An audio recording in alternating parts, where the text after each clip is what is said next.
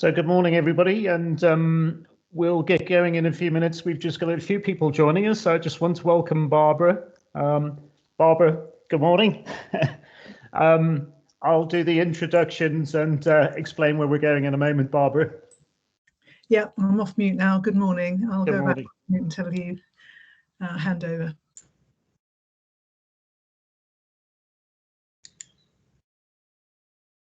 So I'm just going to give everybody another minute or so to join us, and then we'll get going.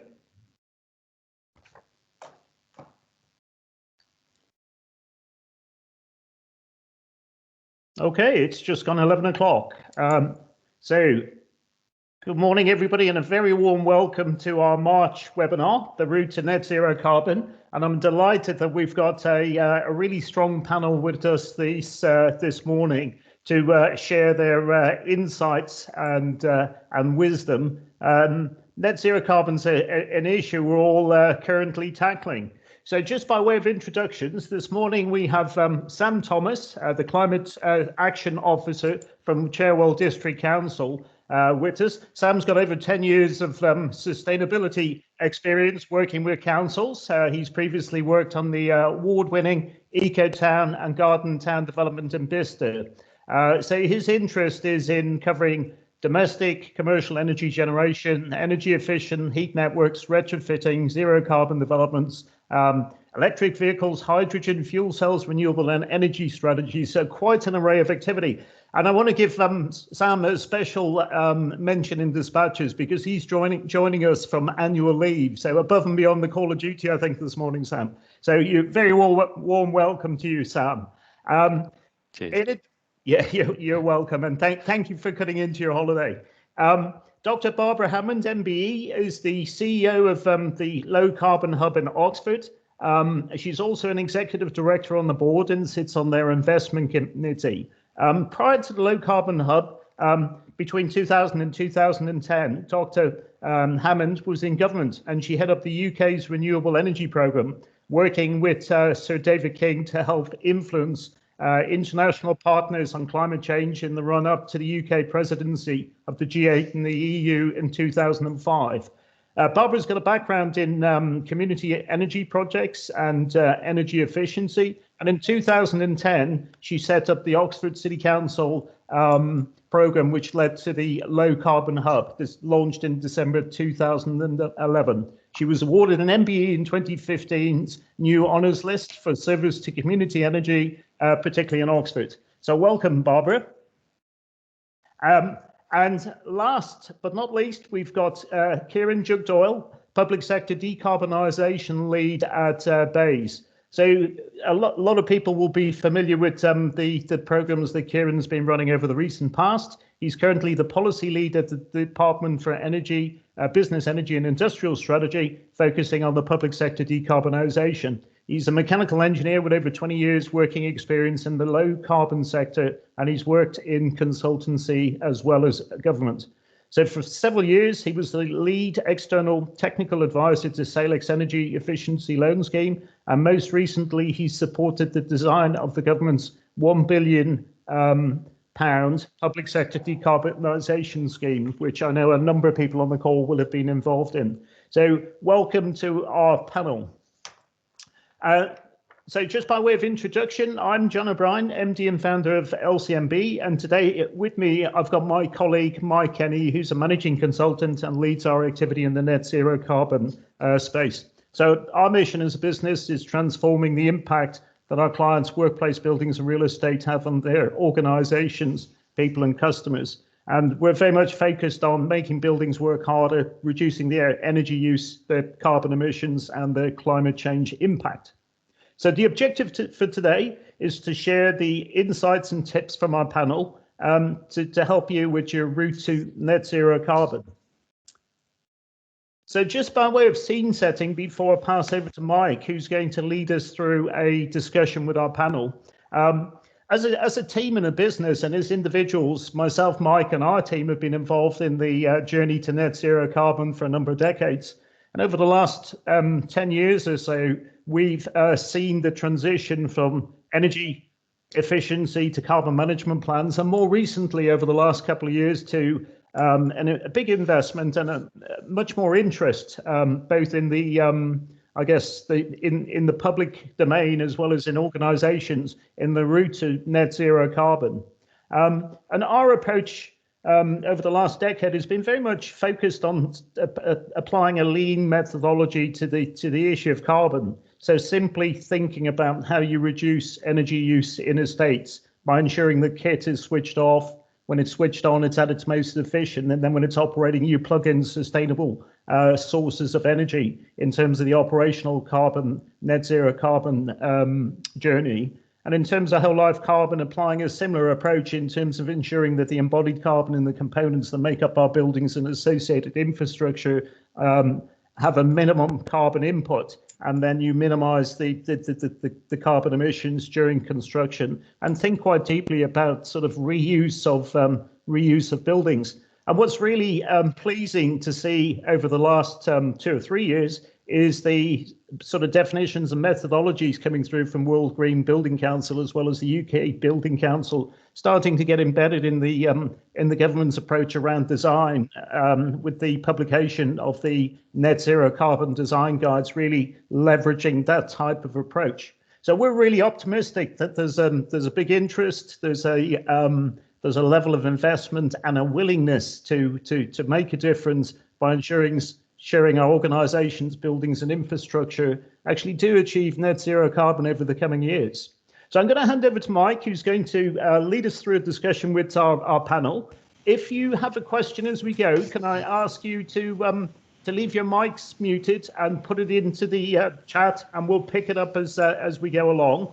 And when we get to the end of the panel discussion, there'll be an opportunity for you to put questions directly to the panel, and we'll pick those up. So we will take the panel discussion now, and we'll be wrapping up sometime around 11:45, depending on the number of questions. So I'm going to pass to my colleague Mike, and I'll stop presenting. And Mike, you can take us through our discussion with the panel. Over to you, Mike. Thanks very much, John, and hello everyone. I'm Mike Kenny. I'm with LCMB as a consultant on the energy side of things. Great to see so many people attending here, and they're still coming through the door one by one. I've got a few questions for the panelists. I think if we can address this one first to Kieran, and then Barbara can have a go at answering, and then Sam. But as John's already alluded, I think it's great to see the UK government putting its money for where its mouth is with grant funding. And grant funding, not loan funding, is great to see. To achieve net zero, pledging £1 billion for the public sector decarbonisation scheme phase 1. And then this week, another 75 million in phase 2, which is part of a wider £12 billion plan. So my question is, as a country, can we really afford that? Kieran. Thanks, Mike. That's put me on the spot as a humble civil servant rather than someone in government. I can only say that when we put together these policies to look at how best to use public funding to support our transition to net zero, things like how will jobs be supported, how will supply chains, how will the economy be impacted, are very much at the forefront of the assessments that we're required to make.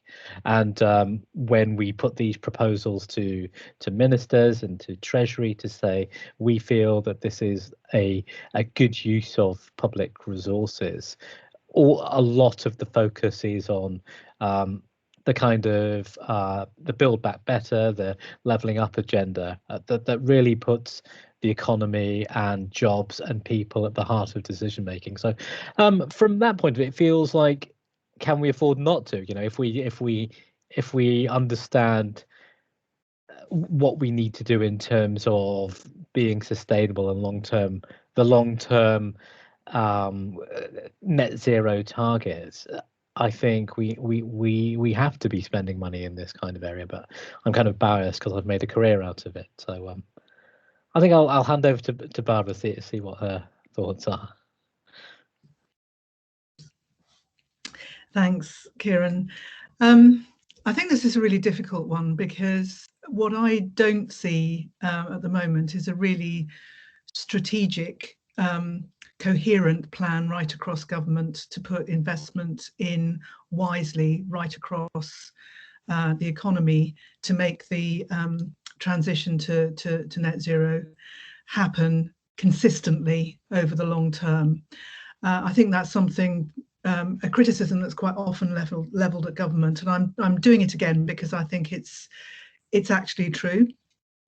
And I say that as an ex senior civil servant who was heavily involved in running renewables at a time that we were producing the 2003 Energy White Paper, which I think was the first UK Energy White Paper since the 60s, because we were starting to deal with the fact that our oil and gas was running down and we had to do something about climate change.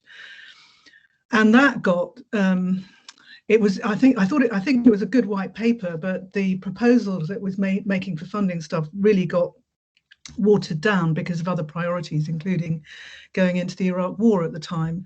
But the little bit of funding that we got for offshore wind, £60 million to keep that demonstration programme going, has reaped absolutely huge benefits for the UK 15 years later. So there is a real question about how short-term governments in place for 5 years can really put a policy together and get cross-party support that can stick to do this stuff consistently for a long time. And just on this particular funding, what I would say is that there are multiple market failures around the construction industry and delivering zero carbon in buildings. And therefore, we need to have a really well thought through public programme for dealing with those market failures. I won't go through what they are and just leave it at that. Yeah, Barbara, that you make a good point there in getting cross-party funding and agreement. I mean, do you think that successive governments are going to put as much money and resources into achieving net zero? I think we have no choice. You know, we're seeing the climate emergency turning into real emergencies all around us, from flooding in this country through to fires in forests in India, through to droughts and historic floods and historic fires in Australia. You name it, it's here. We have no choice. And actually, the investment leads to better jobs, better living conditions for the population, better health for the population. I think that's underplayed a lot of the time. It is a real no-brainer for us all to socialise the costs of making this change. Sam, what do you think? Yeah, I completely agree with what Barbara was saying. I think that the sort of previous sort of market failures have been in relation to a lack of support from a political level, partly because the dates to achieve net zero were quite far in the distance. And so policy mechanisms that were in place or that were needed were not sort of a requirement at the time. With those dates being brought forward in terms of the recent climate emergency declarations, and I think at least 90% of councils have declared a climate emergency to varying forms. Those dates have been brought forward quite considerably, some to 2030, some to even earlier. And so from a political perspective, and even from an operational perspective, those decisions that are being made now really will impact how we achieve net zero and how it can be achieved. So yeah, I think that there's a very real difference in impetus now. Yeah, as you say, the date of 2050 does seem a long way off, a long way in the future. But as we know, we really have to start doing something about doing that now. So if I can stick with you, Sam, what do you think most organisations should do to start their journey to net zero? I think any journey needs to start with a measuring component and an analysis across an organisation to see what and where the carbon components of a carbon footprint are coming from. And then planning accordingly to look towards those targets. So for Cherwell, we've got and Oxfordshire County Council have got a requirement for net zero by 2030 from our own operations and activities. And one of the sort of criticisms of local government in the past has been that there's a flurry of activity and a huge amount of work that goes in, and then all of a sudden, it grinds to a halt, and it's been very much a sprint rather than a marathon. So, going forward, the key to planning is planning and making sure that you have an understanding about how to get to 2030, and additionally understanding that there's a heck of a lot that will change in the next decade. Different market opportunities will come up, different funding schemes like the PSDS as an example, and having that flexibility to take advantage of those opportunities as and when they arrive. And not be fixed into a particular technology, as an example, or a particular solution, I think is quite essential. Barbara, your organisation is famous for its solar panels and on schools and now in the wider commerce and industry arena. Do you think that's a good starting point?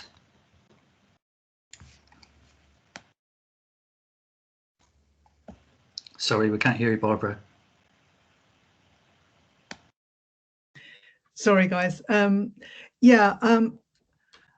don't think it matters where you start and what measures you do first, as long as you're taking a holistic view, as Sam was saying, and measuring and monitoring what you do. And one of the things that we've been working on is a way of helping businesses through that's spinning out of our ERDF program, Ox Futures. It's called ESOX, Energy Solutions Oxfordshire, and it's for SMEs to help them, starting with a really comprehensive energy audit and a set of costed measures that they can do to reduce their energy costs as well as their carbon. And I think that would be the key point that I would make, really, that all of this stuff, is really about how you operate as a good business, whether you're a local authority or a commercial business. If you're running well, you should have these processes in place, which mean that you're a good actor for the climate, but also you're improving your bottom line in doing that. And our experience of, we have PV on business roofs as well as on school roofs, and the reason why we do that, we've also got a big hydro on the Thames, and we're just developing a 20 megawatt solar farm. The reason why we do all of that is to make a surplus that we can then use after we've paid our shareholders back to work with businesses, communities, people all across Oxfordshire to help them reduce their carbon emissions. The businesses who have gone with us to put panels on their roofs tend to be businesses who've got really good management processes. They're good, stable, solid businesses. So I think that doing this stuff is a standard mark of how well you're running your business, and should become that even more. Thanks. Kieran, Salix famously have their list of approved technologies and their persistent factors for each of those. Which technologies do you favour when it comes to choosing carbon reduction projects? That is an excellent question. I think so. I spent most of my career talking to organisations who were at the beginning of their net zero, or it was energy efficiency when I started, carbon management journey, and they would be very focused on, I want a solar panel. They wanted something to show their credentials, whereas I think I would agree with what both Barbara and Sam has said. Like, the first thing you need to do is just take a step back and just understand as an organization where you are. The monitoring should be the first, understanding, just to do a stock take, understand your organization, what your needs are, what your building is doing, what your estate's doing, and then work from there and think holistically rather than trying to oh, I'd like a solar panel, I'd like something to approach from that point of view. The first thing I was, in terms, if I was to be, if someone was to ask me what technology to go first, I mean, it would all, I would also, I was always a big fan of just sub-metering, to tell you exactly what's going on first and foremost, because until you know what's going on, you can't then build the business case to decide how then to go on your journey. And the actual things that make the biggest difference tend to be the least exciting as well. What's most important is to always bear in mind that, you know, saving energy isn't, or saving carbon rather, isn't the end goal. You know, you are an organization trying to achieve something, and you have people working for you who have to work within your buildings, and it's keeping, you know, giving them a space to be productive. It's producing the end goals that your organization has actually set up to is the end goal. And your decarbonization, your carbon management plan should be aimed at supporting that activity. And so it's making sure that you invest in the right things that are supportive towards both your people and your organization, rather than thinking about just in terms of those raw carbon numbers to reduce. I see that David Simmons has just asked a question, which also was one of my questions. So I'm going to jump to that one. He's asking about hydrogen. Do you see hydrogen as in our green future for domestic heating? But I'd also like to extend that to ask the question, do you see it as important in the non-domestic market as well? Let's go to Barbara for that one. Thanks a lot. I was just starting a response in the chat to David on that. I think it's a really good question, and I think the jury is out. Just taking in sequence what I think about hydrogen. Number one is that I'm very worried about hydrogen being seen as a silver bullet to deal with our really appalling standard of building stock in the UK.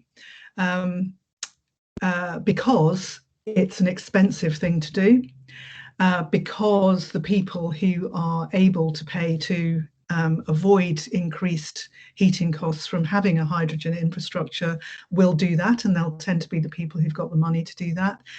And there is therefore a chain of logic that suggests that the costs of all of that might end up being borne by those least able to pay, particularly in the private sector, where we know that landlords aren't as good as social landlords at keeping the quality of their fabric up to scratch.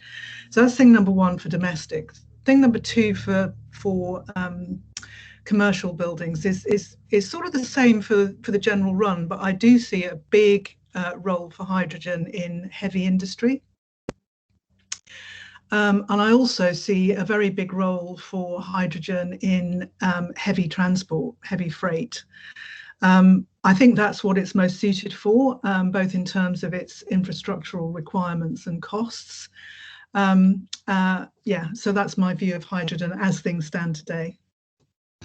Yeah, I think you're right there, and I think we need to make the point about green hydrogen versus other colours of hydrogen and the whole hydrogen rainbow, and that, you know, the cost of actually producing green hydrogen from fossil fuels, from gas, would probably use more gas than what we'd use in the first place. So, is it really a good direction to be going in?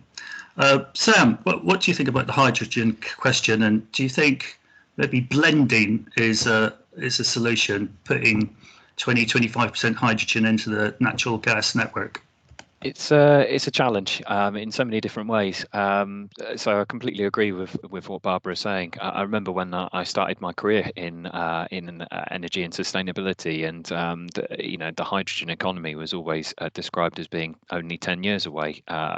And more than 10 years later, here we are. And again, you speak to the hydrogen guys, and they still say, "Oh, hydrogen's only 10 years away." There's a massive infrastructure problem, and part of that is, you know, the real challenge around building a business case and pushing the projects forward. Whereas electricity, to a degree, with electric vehicles and electric cars, you can predominantly plug in to the already existing electricity infrastructure. You know, I've worked on aborted bids in Oxfordshire around hydrogen, and one of the massive challenges has been that the grant funding arrangements that are already in existence or were already there required 50% of match fund for it. So a typical hydrogen refueling station is typically about 2 million. So out of nowhere, you've got to find somebody to stump up 1 million. But additionally to that, you have no secure market development at the other end in terms of end users. And so there's always a challenge in terms of putting the resources in to try and build that massive business case, and 2 business cases for both the infrastructure, but also the other component in terms of the end users. I think from my perspective and looking at the Hgvs, the waste vehicles, you know, if you asked me that question about a year ago, I would have agreed completely with what Barbara was saying around the freight and there being a massive opportunity in terms of freight. I still think there's a very big opportunity if the right funding and infrastructure is in place. What we are seeing now is they're starting to see electric alternatives to Hgvs, particularly in the waste trucks. They're still, you know, over double the price of what a typical diesel Hgv would be. But they're there now, and they are starting to be able to do the job of what we needed. They still have a 3-ton battery associated with a 26-ton vehicle, but the technology is moving forward with electric components. So there is, in my view, a ticking time sort of a piece in relation to the advancement of battery technology and whether or not hydrogen will bring forward that infrastructure to be able to compete. Thanks, Sam. Kieran, moving on to different technologies, the public sector decarbonisation scheme, it did seem to focus on the electrification of heat, and PSDS phase 2 seems to focus on that anymore, or even more. So we're talking about the redundancy of gas-fired boilers when 90% of domestic homes have a gas-fired boiler. I mean, I've looked at air source heat pumps myself, and even with the grant of £5,000 from the government, it would still cost me about £3,000 to upgrade my home. Is heat pump technology really the way to go? Yeah, so I think we're very when we were thinking about decarbonising heat, I think that was the biggest challenge I think we're facing in our in meeting net zero. I think we've got reasonable ideas about how to decarbonise the electricity system, but the sheer scale of the challenge of decarbonising heat in the UK is one that we don't really have a really clear roadmap for. But the public sector itself, I think, is a good lever that the government have to stimulate action in this area. It's easier to get action within the public sector first, which will then help to stimulate the economy and the supply chains to then show good best practice for the wider UK sector. And so when we were thinking about specifically the public sector decarbonisation scheme, we were broadly technology agnostic in terms of what that decarbonisation should look like, in terms of, you know, is it hydrogen, is it a district heating network, is it heat pumped? However, just being realistic in terms of what's a credible market ready solution, heat pumps are the ones that you can go to several suppliers right now, and they have a product that you can select and they will install and will do the job. It is definitely, there are definite downsides. It doesn't it's not an easy swap over from a boiler, especially, you know, a lot of the public sector was built, you know, post-war or even earlier than that, and they were never designed for the types of low temperature heating that comes out that works with heat pumps. So it's not the greatest fit in the world, and it's not what we're hanging our entire roadmap to net zero on.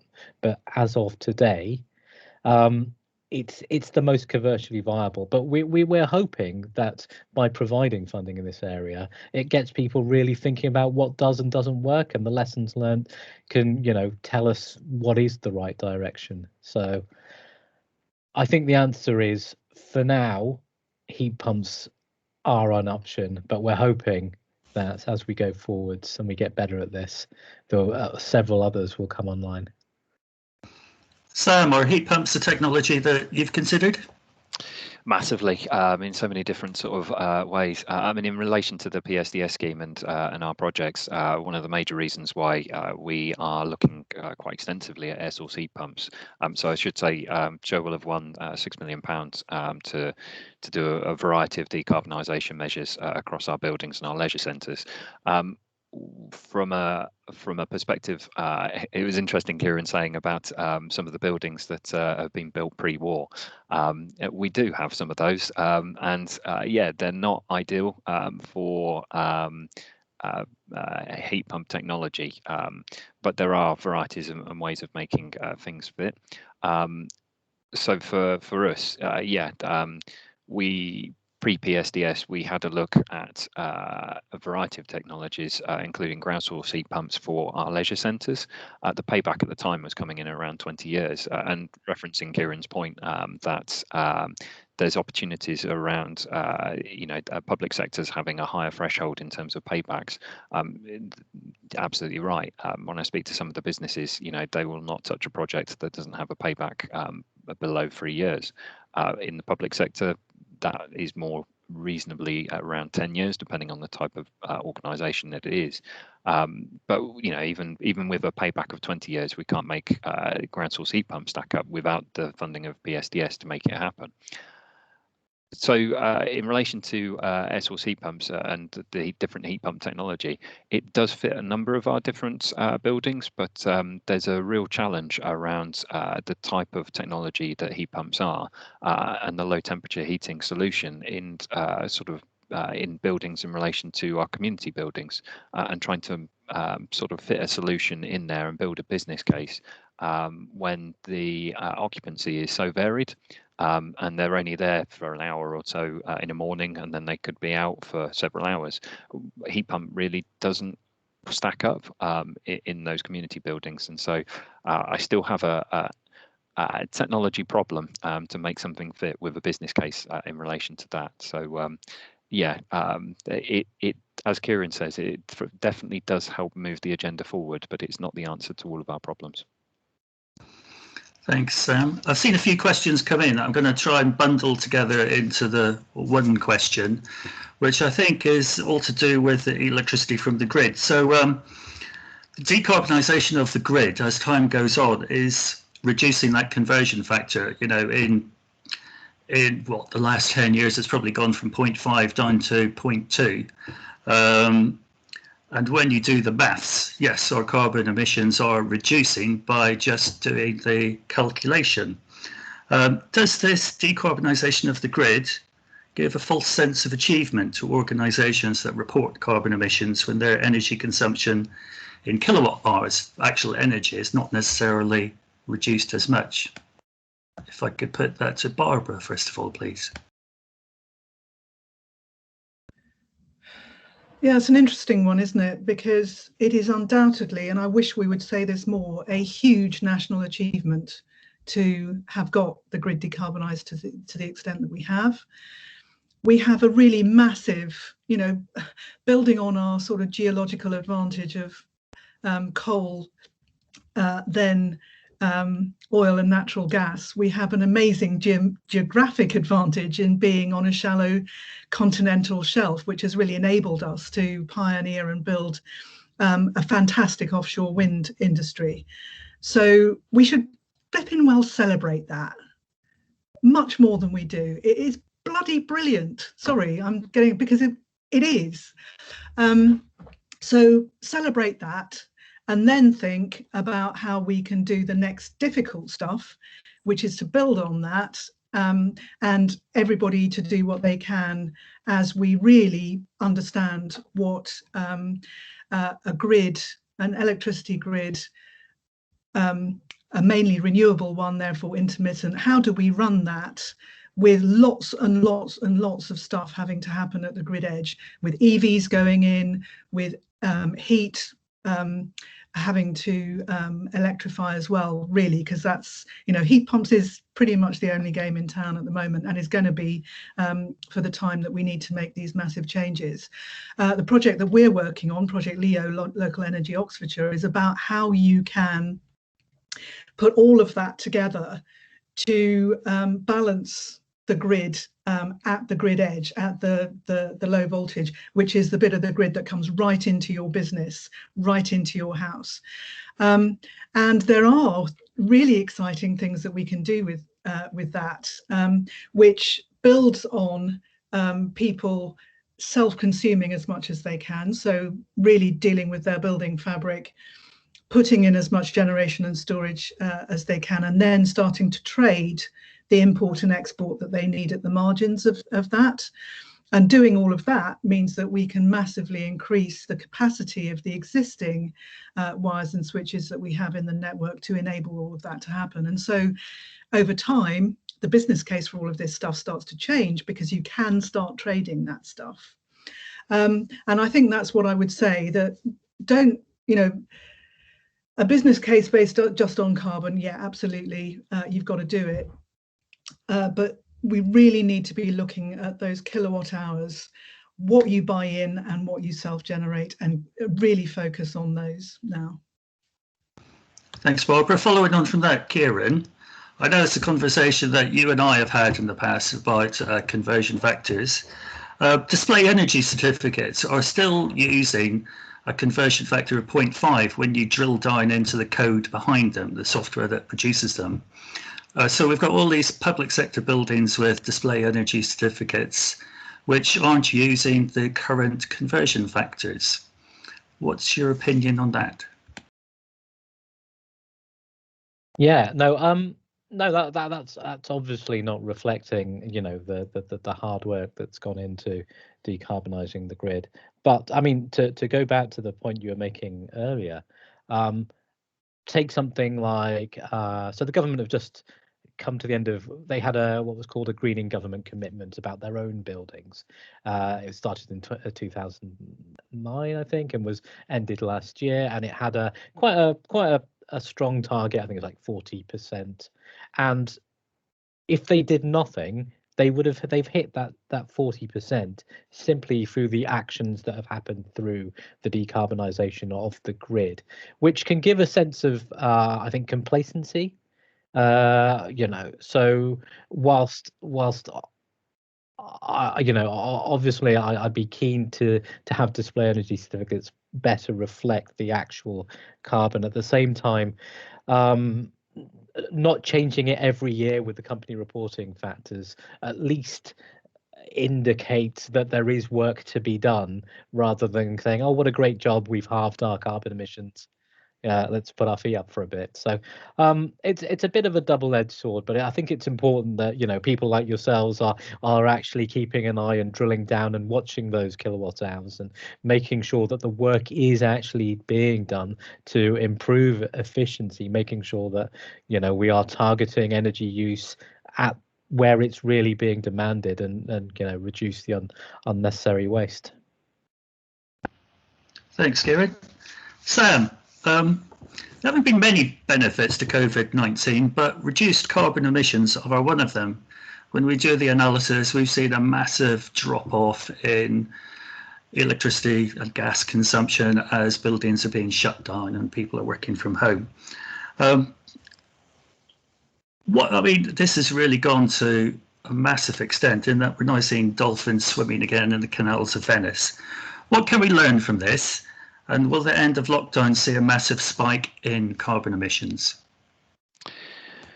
Well, to answer the last part of your question first, I guess, in terms of the spike, I think it's that the spike is inevitable for a variety of different reasons. There has, if you take buildings as an example, some of the guidance around ventilation means that where before we would have tried to improve the airtight, or not necessarily improve, but we would have made the buildings as airtight as possible and retain the heat as much as we can, particularly with our leisure centres, our public buildings, libraries as an example, with the windows being open quite widely, as per the guidance, a lot of the heat that we're producing will go straight out of the window. With those buildings being shut over COVID, it's masked the situation as it is. But when they open back up, and if they are operating quite extensively, then that sort of built component will increase the consumption and the energy consumption involved. Additionally, from staff, not staff, but people's travel behaviours, they have changed quite extensively. There is less people, or there is an urgency to for more businesses to work from home, and less need for people to travel into the office in quite the same way that they have. That doesn't go for every business. I think it was at Goldman Sachs the other day turned around and said that they don't approve of their people working from home. They want them in the office purely for cultural reasons. So there is sort of changes in some sectors. But again, there is a sort of a challenge involved in that travel, because less people are using public sector transport as well. And so more people are travelling in their own private cars. So there inevitably will be a spike in some shape and form. And the behaviours that we have had will change quite extensively. In terms of the what we can learn from lockdown, I think there's been a wider shift for people to understand the pollution and see it in the same way. There's so many people that, particularly around my way, have commented on how many birds that they can hear where previously they weren't, and how few pollution incidents there are in that regard, particularly around fly tipping as an example. There is a sort of wider shift to understanding and appreciating the environment that we live in. And I think there's been a sort of more increase in terms of interest in buying local, in self-sufficiency, and they all contribute to our wider carbon footprint. So hopefully there is a lot of behaviours that have taken place in lockdown that we will continue with, but there are some challenges to realising sort of post-COVID improvements to the environment as well. Yeah, it's a good point about keeping buildings airtight and how that's gone out the window with new ventilation strategies. All that gas that was saved in space heating in schools, where they now have the windows open and the gas boilers in the heating season full pelt. One of our colleagues famously said, yeah, there's no point heating the playground, is there?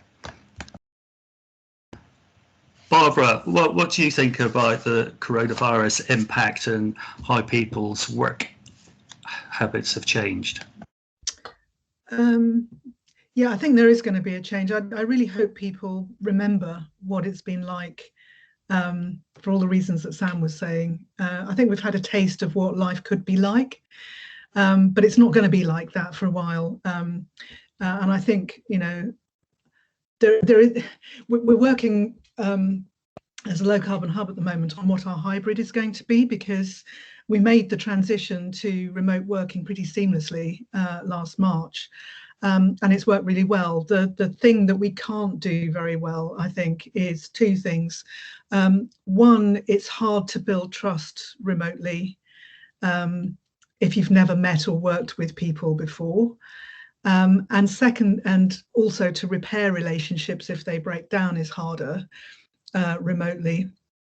And secondly, it's much harder workshopping through ideas remotely, even with technologies like Mural. So we want to get back into the office, but we're reconfiguring the space so that we have Zoom rooms, which means that staff will have a complete choice as to whether they work at home or whether they come into the office. And we've got the space arranged so that people can get easily into configurations that allow one person to be zooming in or one person to be in the office.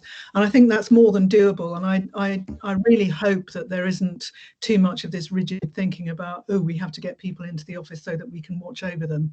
Because, you know, Goldman Sachs, if it is them, we already know that they work people 19 hours a day or whatever it is. Good working practices. I really hope we can remember what it was like and keep the good and ditch the bad. I think this spike after lockdown is going to be much more about transport, actually, and people just wanting to jet off all over the place. I would hope that we can reduce the business spike of that through all of the technologies we've been using. But I think the travel industry is desperate for us all to get back out to remote places again, and I'm not sure how to deal with that. Yeah, time's running on here, so I just wanted to ask another couple of questions, and then perhaps we can take some from the floor. Offsetting is a topic I wanted to bring up.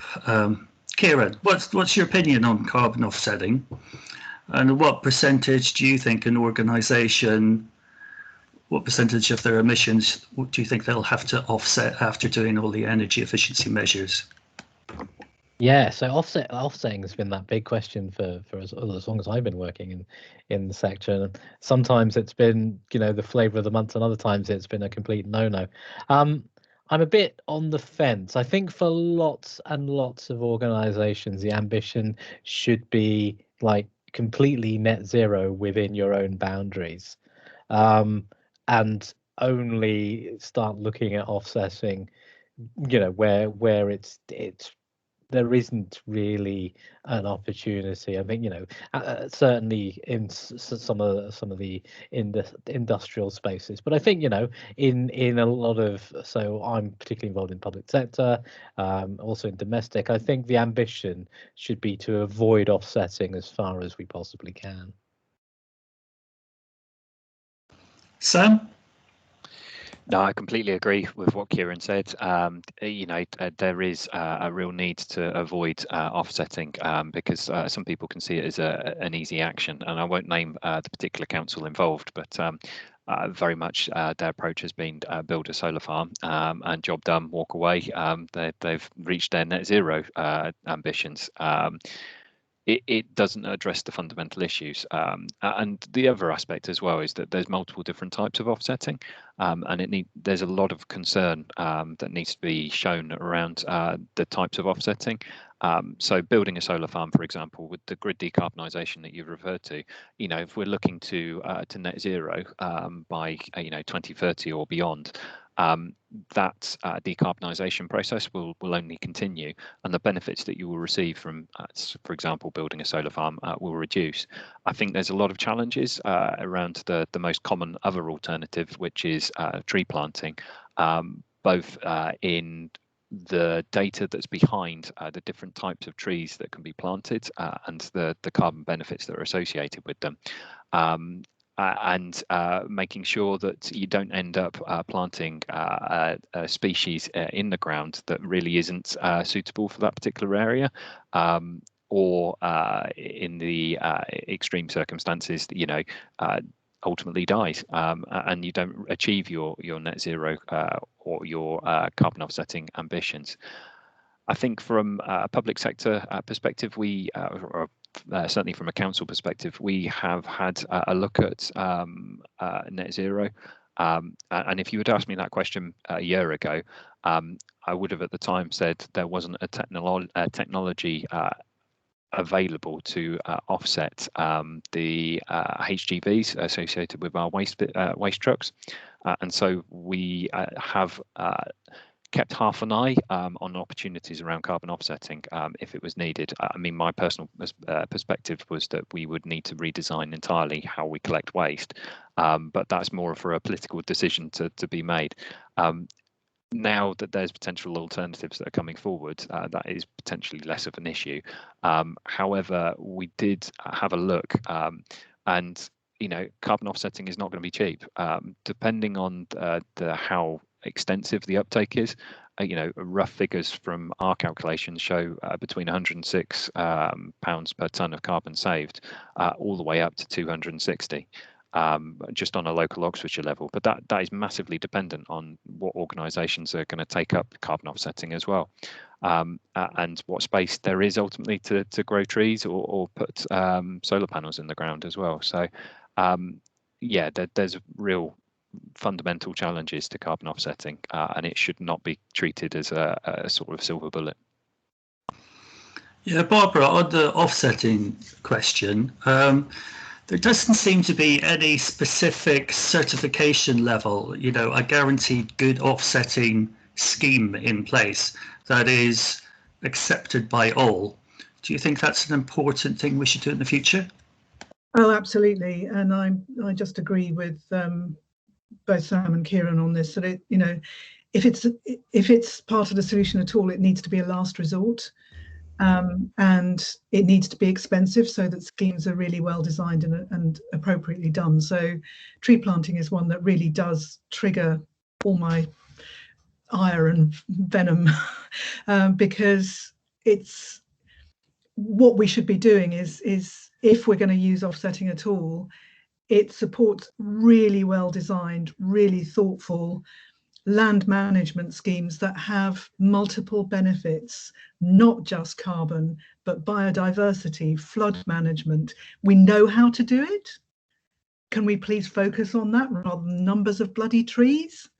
So trees and solar, I mean, it just reeks of a system that is too simple, and where it's paying a money for a defined number of stuff and not thinking about it. It can't continue being that. So we need some really good gold standards around it. My personal view is that a way of dealing with this would be to get really strong environmental, social and governance frameworks around the whole energy industry and the way that they're coming into the finance and insurance industry. Yeah, I totally agree with you. I'm going to take a question from the floor here that's been asked in different ways by a few people. Kiara said, speaking of business cases, fabric upgrades to enhance building energy efficiency commonly get rejected on a value for money basis. Has anyone seen any cases where this was approved or recognize any benefits that are commonly overlooked when evaluating these enhancements? Sam? Yeah, quite often, particularly from a business case, the numbers and the finances are all that's looked at, and without sort of understanding the other additional benefits that are associated, and without even taking into the whole life costs as well. Different types of insulation that go into the building will be there for 40 odd years, and it's one of my massive bugbears in the sense that when buildings are being constructed, all of the evidence and all of the data shows if you build it with high levels of insulation first, you don't have to come back at a later date and rip it all out and put some higher levels of insulation in and try and rebuild the building. And it's just so much more cost effective in building it right in the first place. But that doesn't sort of negate the need for retrofit. And particularly in relation to the fuel poverty agenda as well, from an owner-occupier, private owner-occupier for a household, there is a massive correlation between I think was it 8.9% in Oxfordshire is of homes are in fuel poverty, and there is a massive correlation between respiratory illnesses associated with them as well. There is, I think, is it 2 billion that could be saved on the NHS if we just improved the homes that we lived in, purely in relation to those respiratory illnesses, and that's just improving the insulation of homes. It does touch upon both the carbon agenda, but also the fuel poverty and the health agenda as well. That there's massive associated benefits with insulation. But I would sort of caveat that with risks as well. Just looking at insulation doesn't resolve all of the issues with moisture movement in homes. It needs to take a whole house approach, because all you do otherwise, if you improve the insulation, but if you've still got single glazed windows, you'll just move the problem and damp and mold problem away from a wall and into a window. It needs a sort of a wider, complete picture. Kieran, you mentioned that there are a lot of pre-war buildings in the country. When it comes to retrofit insulating them, it's going to be difficult. A lot of these beautiful buildings are listed, so there's no way that we can actually address it externally, and even the glazing is difficult to replace in some instances because of their listed status. What's your opinion on the other forms of insulation for those types of buildings? Yeah, I mean that's a challenge that we see quite a lot of it, particularly in the public sector.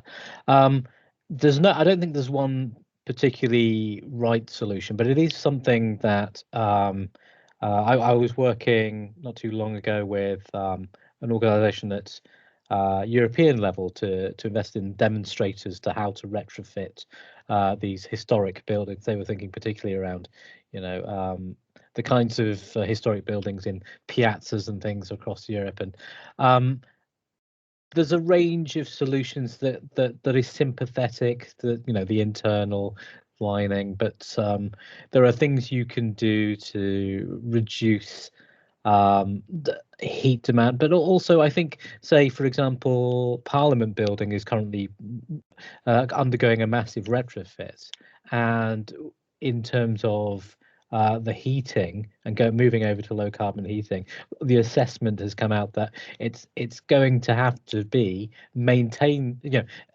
accept the fact that it's an old building with, we're never going to seal it up, we're never going to clad it, so the heating solution needs to work with that building rather than make the building work with a low carbon heating system. So that's actually going to go on to a district heating network. Well, it's on district heating, but it's going to go to a low carbon district heating network, which, whilst the building itself will be inefficient, the heating that go into it can be decarbonized.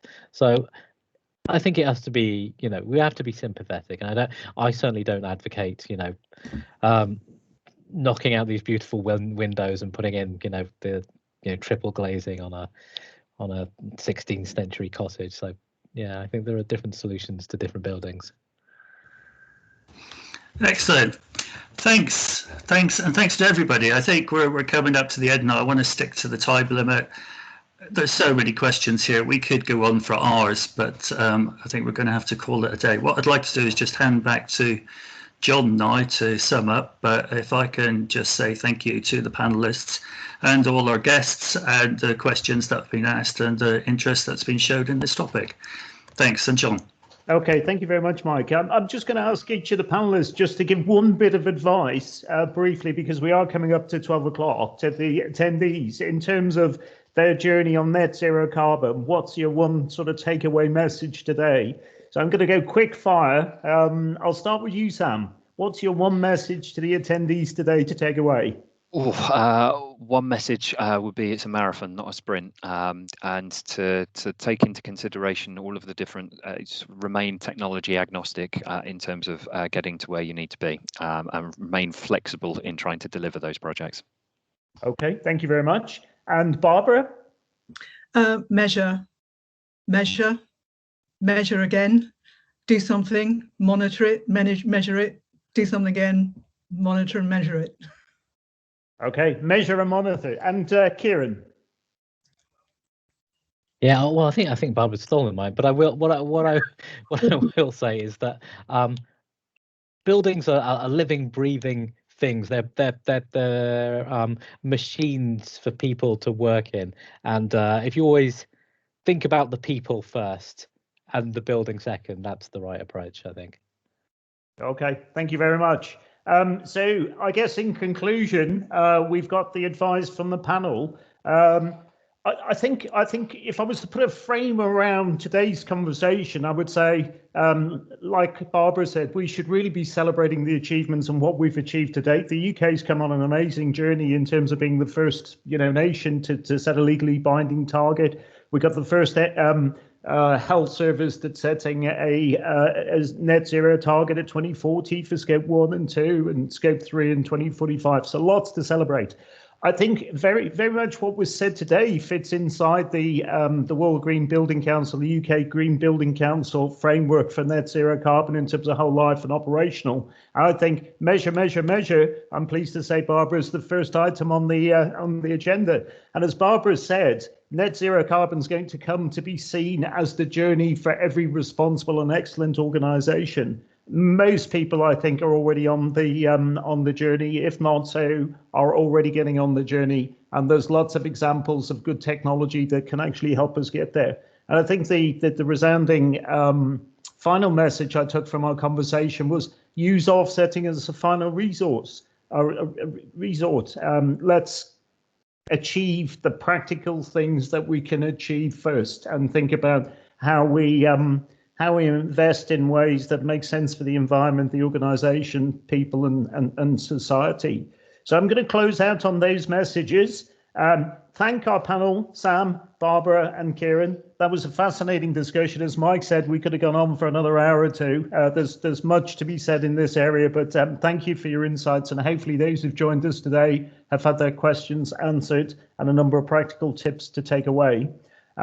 Do get in contact with us if you have any further questions for the panel or anything relating to today, and there will be a copy of the presentation available for those who've attended, and through our normal website and social media forms. And a date for your diary, the 11th of That's 11 a.m. on Thursday, the 29th, our April webinar. We're looking at delivering a better employee experience at post-pandemic world. We'll be picking up a number of the issues that we discussed today in terms of how we make workplaces safe, reduce the carbon impact of running our ventilation system 24/7 in toilets, etc. So do join us. We've got another great panel with Emma Hill, the MD of Lucky Saint. Emma was involved in growing the Innocent and Grace organisation. Rob Robson, COO of the People Experience, the clinical psychologist involved in this space, and Bev Hamlet-Bowes, who's the HR director of Nominet, to regulate and run the internet. So finally, I'd like to thank everybody for joining us today, and a big thank you to our panel. Thank you and goodbye. Thank you, Barbara. Thank you, Sam. Thank you, Kieran.